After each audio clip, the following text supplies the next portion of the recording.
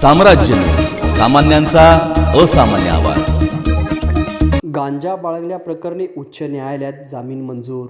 106 kilo गांजा ताब्यात बाळगल्याप्रकरणी अटकेत असलेल्या आरोपीच्या वकिलांनी मुंबई उच्च न्यायालयात केलेला युक्तिवाद ग्राह्य धरून न्यायालयाने आरोपी सिद्धार्थ ननवरे राहणार भिडी शेगाव तालुका पंढरपूर यास जामीन मंजूर केला।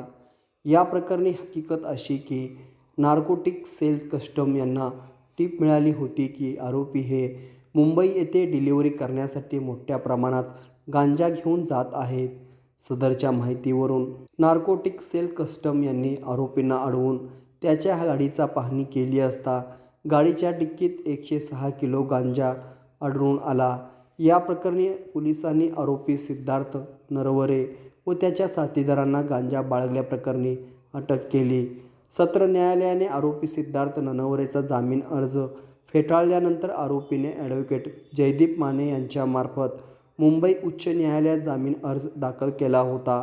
जामीन अर्जाच्या सुनावणीवेळी आरोपीच्या वकिलांनी आपल्या युक्तिवादामध्ये असे नमूद केले की आरोपी सिद्धार्थ ननवरे हा सदरच्या गाडीचा मालक नसून गाडीच्या डिक्कीत गांजा सापडल्यामुळे त्याच्या या गुन्ह्यात सहभाग आहे असे सिद्ध होत नाही। दोन्ही बाजूचा युक्तिवाद ऐकून न्यायमूर्तींनी आरोपी सिद्धार्थ ननवरे यांची जामीनवर मुक्तता केली।